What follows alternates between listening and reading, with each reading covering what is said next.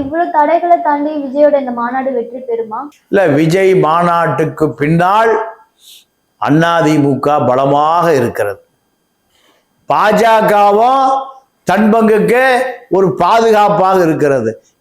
இந்த சூழல் நடந்து முடிந்த நாடாளுமன்ற தேர்தலை போல் அல்லாமல் வருகிற சட்டமன்ற தேர்தல் திமுகவுக்கு எதிராக எப்படியாவது வியூகங்களை அமைத்து அதிமுக பாஜக கூட்டணி வெற்றி பெறுவதற்கு விஜய் இந்த கூட்டணியில இணைக்கப்படுவார் என்பதுதான் இந்த விஜய் மாநாட்டில் அதிமுகவும் பாஜகவும் தொடர்ந்து பின்னணியில இருந்து ஆதரவு தெரிவிக்கிற நிலை.